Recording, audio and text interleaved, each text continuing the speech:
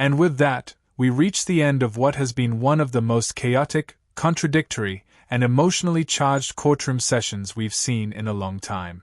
Let's break down exactly what just happened here, because both of these cases deliver some important lessons about how the justice system operates when defendants push boundaries, or when they simply refuse to take the process seriously. In the first case, we watched a young defendant facing not just domestic violence allegations, but a chain reaction of resisting and obstructing charges involving multiple officers. The defense painted him as overwhelmed, inexperienced, and panicked. But the prosecution highlighted serious injuries, officer testimony, and force escalations that included a deployed taser and a drawn firearm. The judge, who remained calm but clearly skeptical, ultimately decided not to reduce the bond, not to loosen the conditions, and not to raise the bond either. He held the line, leaving the situation exactly where it stood. And that alone speaks volumes. Because when a judge openly admits he's unsure how a defendant is even out on bond in the first place, you know the case is hanging by a thread.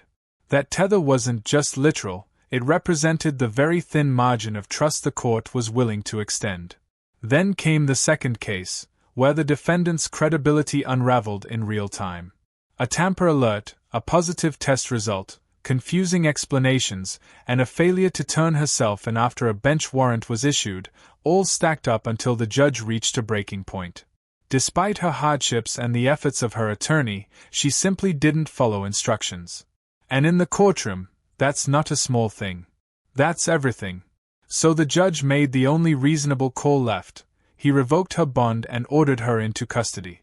Not out of anger, but because the system cannot function when defendants pick and choose what rules to follow. Now it's your turn. If you found this case as shocking as we did, make sure to hit that like button, share your thoughts in the comments, and don't forget to subscribe for more jaw-dropping courtroom breakdowns. You won't want to miss what's coming next. You just said that you were speeding, ma'am. What do you think the officer's gonna do when you're speeding? So you have to learn to slow down. And what's gonna make you learn to slow down? I don't know. What are you complaining about? You're doing 21, 30 miles an hour over the speed limit continually. Lie you just told me that said that I didn't have no insurance on a rental car. Like, and everything that I'm saying is you're not understanding what I'm saying? Ms. Lane. He is, Your Honor. Why is it so hard to believe? Ms. Lane, calm down. Nothing but the truth?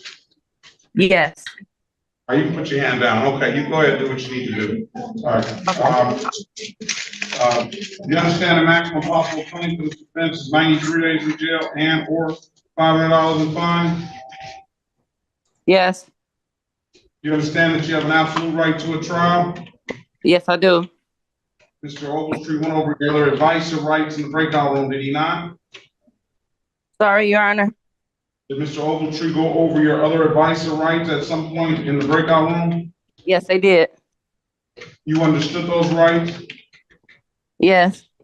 You have any questions about those rights? I don't. I asked them already. You know by taking this deal, you're going to give those rights up? Yes. And has anybody offered you anything other than what's been stated in the record? No. Let me draw your attention back to May the 7th, 2025 at around 3:36 p.m. in the city of Detroit, in the area of Evergreen and Schoolcraft. Did you have an occasion on that day to come encounter with the Detroit Police Department? Yeah, I know the case you're referring to. And were you operating a motor vehicle on that day? Yes, I was. And was that your car? No, it was a rental, and I actually had my license on me at the time, but I couldn't find them. Officer Bennett, I pulled right up on him to show him my license, and he said, "Go to court. I'm gonna put you through a." Oh, that's not the ticket I got. I only got over the speed limit, and he got me for not having my license on me. You got a lot of. It seemed like you got a lot of tickets. Let's see if they were all issued at the same time. All these tickets were issued at the same time. Oh, by the same officer. Yeah, I know. and he wrote you for a suspended license, and he wrote you for no ops, and he wrote you for no insurance, and he wrote you for speeding, and he wrote you for rental. Just 1 second. Okay, hold on, Miss Lane. Let the court do what's. Evergreen and Linden. I'm sorry.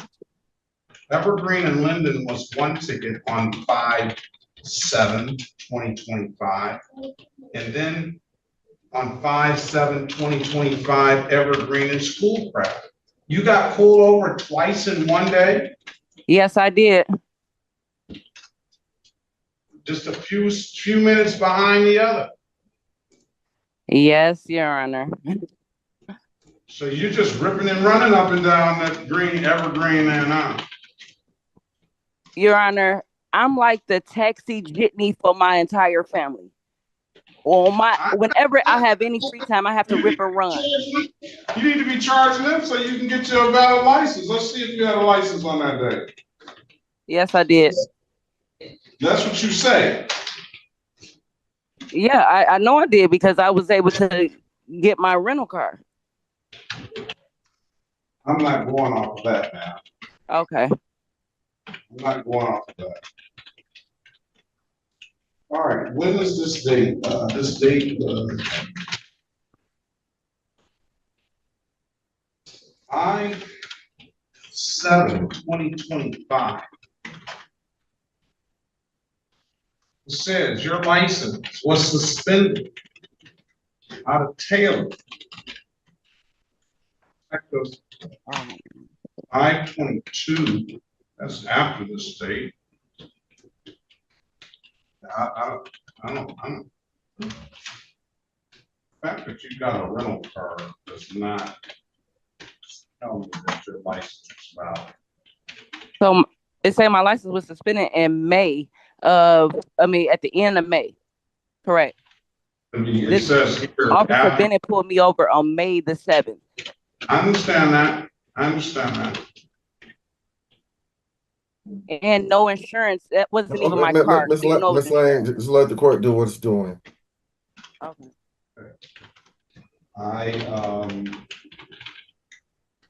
Based on the reading of this, I cannot confirm that her license was suspended at that time. It wasn't, Your Honor. I know you say so. I know that. I heard you. That's why I'm taking an opportunity to look at it.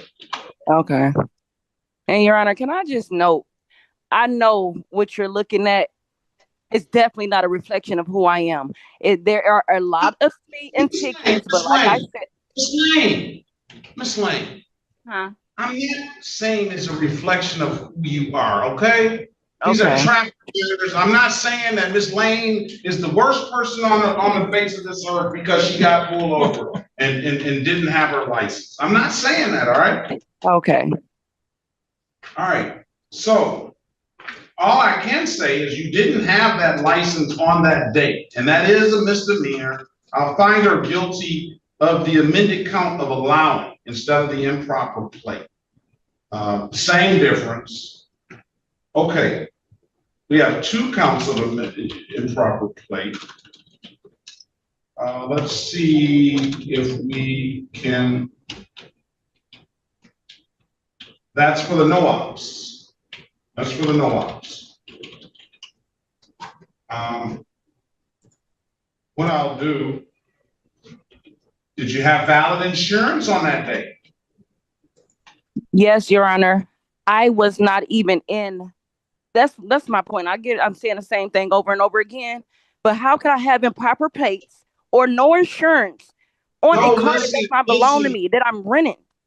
Like, that's a lie. You're not. I don't think that Mr. Ogletree is explaining it to you. Obviously, what I'm going to try to explain it to you. The improper plate fee is amended. So just like you pled to the no-ops, you said I didn't have an operator's license. I'm guilty of that, Judge.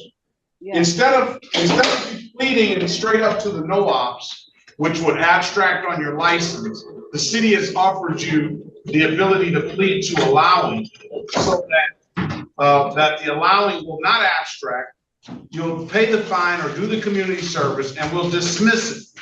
Okay, yeah, that's my lawyer explained. Same Okay. as with a no insurance plea. A no insurance plea, if you say I didn't have insurance, then it'll be an improper plea. That doesn't abstract, so you don't carry any points, and we'll dismiss. This is the point in the case where everything becomes crystal clear, not because the defendant explains herself well, but because her explanations expose exactly why she keeps ending up in this courtroom. Getting pulled over twice in the same day isn't normal. Most drivers would take the first traffic stop as a cosmic warning and drive home like they're escorting the president. But she went right back out, right back onto the same street, and right back into the same officer's radar. And instead of seeing that as a wake-up call, she sees it as proof that the officer is hunting her. But here's what the judge is seeing, and honestly, what anyone watching this would see. She's not being targeted. She's being noticed. And she's being noticed because she keeps creating the same exact situation that leads to her getting pulled over again and again. That's not harassment. That's predictability. This moment also shows how the courtroom dynamic starts collapsing. The judge tries explaining the legal concepts, amended counts, why improper plate is used instead of no insurance, how plea deals are structured so they don't harm her long-term driving record, but she's not listening. She's hearing, but she's not listening. Every time the judge gives her a lifeline, she uses it to argue instead of understand. And then comes the emotional escalation. She interrupts. She insists the streets she drives on don't allow the speeds listed on her tickets. She says the officer is lying. She insists she knows better than both the ticket and the court. But the moment she admits to speeding, even just a little, her entire conspiracy collapses. Here's the key question for you watching this. Is she fighting the facts, or is she fighting the feeling of being wrong? Because from the judge's perspective, the details don't matter anymore. Once she admits she was speeding, even slightly, everything else becomes noise. The officer had a reason to pull her over. The pattern begins and ends with her own behavior. This is the moment the judge loses patience, not because of the violations, but because she genuinely cannot accept that her choices created this situation. And the more she pushes, the more she talks herself into a corner. December the 22nd, 2023 at around 10:10 a.m. in the city of Detroit. And Officer Bennett again, in the area of Plymouth and Foss. Did you have an occasion on that day to come encounter with the Detroit Police Department? Yeah, I had a run-in with Bennett. Again, you keep having run-ins with Bennett, don't you? Bennett is looking for me in my eyes, but that's another story. And I asked him that when I last saw him. But okay. All right. Yeah. On that date and time, ma'am, did you have a valid license on that day? December 23, no, I did not. Okay, December 22nd, 2023. Okay. All right. And you were operating that motor vehicle, is that correct? Correct. All right. Find her guilty of the amended count of allowing on that. So instead of improper plates, it will be 2 counts of amended counts of allowing. Were you speeding on that first date, ma'am? I was. All right. And what was the other? Was it for the one blocking traffic? Were you speeding both times on that date? Yes. On both times on that same day you got that ticket? I believe so, Your Honor. Okay, so if you weren't speeding, then Officer Bennett would have no reason to pull you over, would he? Guess not. Unless Officer Bennett knew or felt he knew that you didn't have a valid driver's license or didn't have insurance or something, right? But speeding got the attention of the officer. Would you agree with that? I would agree, and I would agree that my car was distinctive, and that I know that. All right, but that has nothing to do with that has nothing to do with you speeding, though. Well, I mean, I guess it does. It stands out even more. You're speeding and your car is distinctive, right? Correct, Your Honor. And you're drawing attention to yourself, right? Yes. And it's Officer Bennett's job to pull people over that are speeding.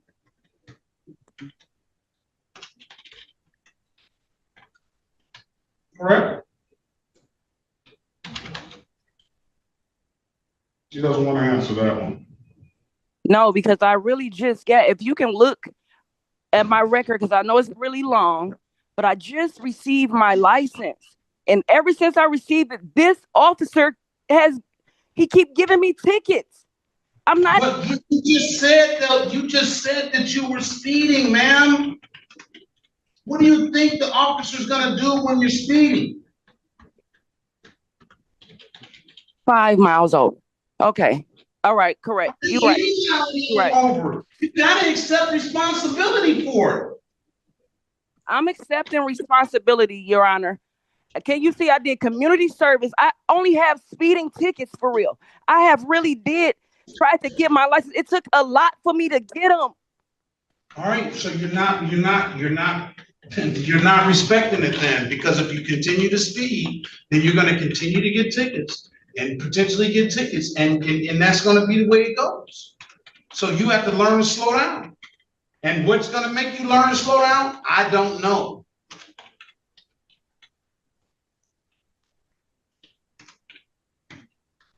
That's all it is to it. You're not just speeding. You got 26 to 30 over. You have 16 to 20 over. You got 21 to 25 over. You got 6 to 10 over. You got 6 to 10 over. You got 6 to 10 over. What are you crying and complaining about? Huh? You said, what am I complaining about? I'm complaining because what are you complaining about? You're doing 30 miles an hour over the speed limit continually. And you're going to sit here and blame Officer Bennett for pulling you over. Now, I'll tell you another. Watching, Your Honor, I'm going to agree to what's on paper, 25 miles. If I'm writing down Evergreen, how can I go 65 up Evergreen, Your Honor? That would be 20 miles over. If I'm writing down Plymouth, these are the streets he's getting me at. If I'm writing down Plymouth. Happens all the time. Happens all the time. It happens all the time, and he's the one bringing in most of the people, and it's going to be believable because he put it down on paper. Just like it was just a lie you just told me that said that I didn't have no insurance on a rental car. Like, and everything that I'm saying is you're not understanding what I'm saying? And after that, that was a lie? We're going back. Calm down, Miss Lane. Yeah, I'm sure the cop has nothing better to do than follow her around all day for fun. That's the logic she's working with. Don't blame the cop for your own driving. Blame the gas pedal you can't seem to lift your foot off of. If she just slowed down, this entire courtroom scene wouldn't even exist. The idea that an officer enforcing the law is somehow harassment is insane. How are you going to get mad at someone for doing their literal job? And if she really thought she was being targeted, you'd think she'd drive perfectly, signal every turn, stop 2 seconds longer at every stop sign, stay under the limit. But nope. She's speeding, arguing, and somehow shocked that this keeps happening. It's like watching someone touch a hot stove, burn their hand, and then blame the stove for being too aggressive. The more she argues, the clearer it becomes that she's not a victim of bad policing, she's a victim of her own bad habits. If accountability was a lane on the highway, she'd be swerving right past it. No, we're going back to this. You admitted to speeding, ma'am. You admitted to that. I did admit that. You said you sped. You said so. Yes, I did. But not 30 miles an hour up Evergreen. That's going Listen, I'm talking about the past you bled. You got 30 miles an hour back years ago, 26 to 30. On this occasion, it said you were going 21 to 25 miles an hour over. On another occasion, it said you were going 16 to 20 miles an hour over. On another occasion, it said you were going 6 to 10 miles an hour over. On another 2 occasions, it said you were going 6 to 10 miles an hour over. All right, Yon. So you admitted to that.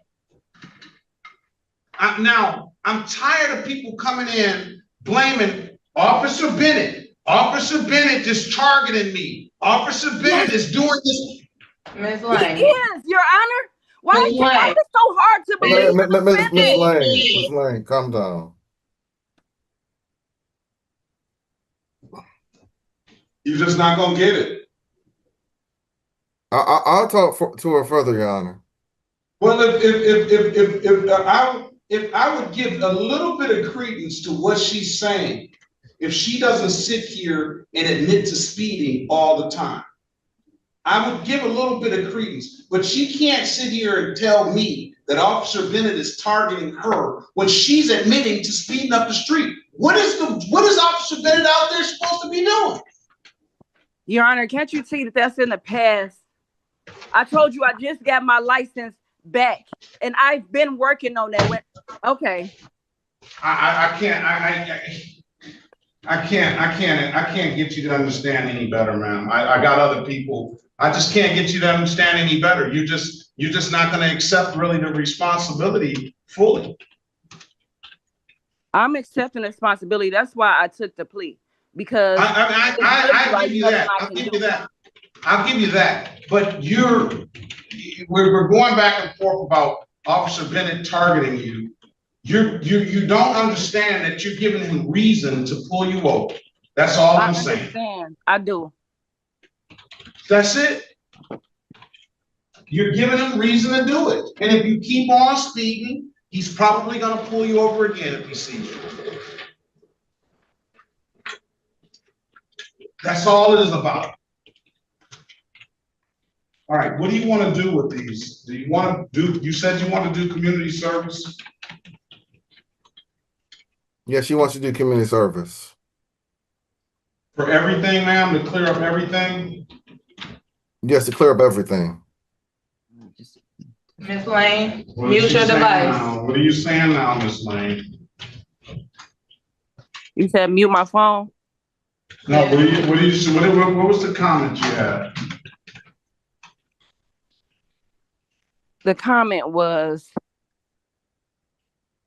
it really doesn't matter when you come to court, because it was just a proven lie. But being by that, I didn't take what you said, but I hear everything you're saying. Now I'm back onto my past. We talking about the cases that's happening now, and it was proven that I was lied on, just like them other court things where it say I did 26 over. If I agreed to that, I know that was a lie. Them are all residential streets. How could I do 26 over? I can tell you the areas I be. How can I do 26 over on Evergreen? How can I do 26 over on Plymouth? That's what I'm saying. I'm trying to prove that what I'm saying, maybe I'm not honest. I'm honest because I'm saying I was speeding, but maybe them speeding tickets is not so honest. That's what I'm saying, but it doesn't matter because they all speeding tickets. So it's going to look like I'm a speeder. So I'm agreeing to whatever it is, but I know because I was the driver. All right, that's why I'm agreeing. Ms. Lane, you're just not going to really understand. I don't think you really understand. I don't see how you don't see how somebody can go 20 miles or 30 miles over the speed limit on Evergreen and Plymouth. I drive those streets every day. I see it all the time. Whether Officer Bennett, he's on that. That's where he worked. So why would I be doing that like that? Like why would I go that fast, knowing I'm gonna see this? Miss Lane, let's talk about this offline. Okay. Yeah, you got to, because it's not doing any good, because you admitted to speeding. Now you're trying to dice it up and say I wasn't going exactly that fast. You're trying to say that. I don't know, but you admitted to speeding, and you always speed. Yes, Your Honor, I'm admitting to speeding, but I'm not a liar. I didn't say you were a liar. You say you don't know, meaning that you're not sure what I'm saying to be true. That's what you're saying. But I'm agreeing. Ms. Lane, I get people in here all day that say I wasn't speeding going that fast. I'm not in the position. I wasn't there. I don't know. And at the end of the day, to the court's eyes, it really doesn't matter how fast you were going. when you're taking the deal and saying I was speeding and you're accepting the deal.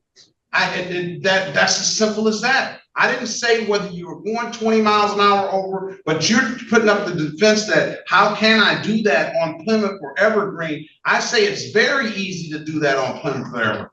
I think everybody in here can see people going 20 miles and 30 miles an hour over a Plymouth and Evergreen all day.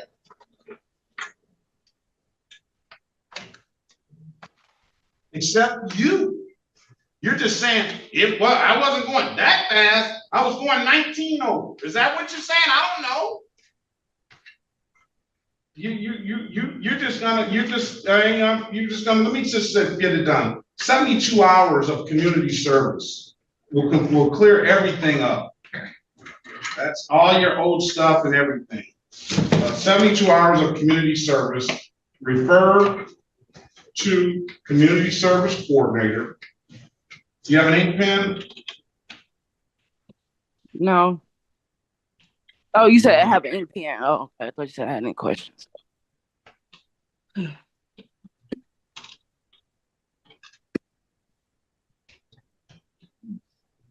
Long one. Yeah, I have an ink pen. All right, 313-965-8130. I'll waive the warrant fees. And I refer to community service. If you don't hear from them in a week or so, you can always zoom back into the court, or you can call that number to get it set. I'm going to give you until September the 4th. I don't necessarily expect it to be all done, but I expect it.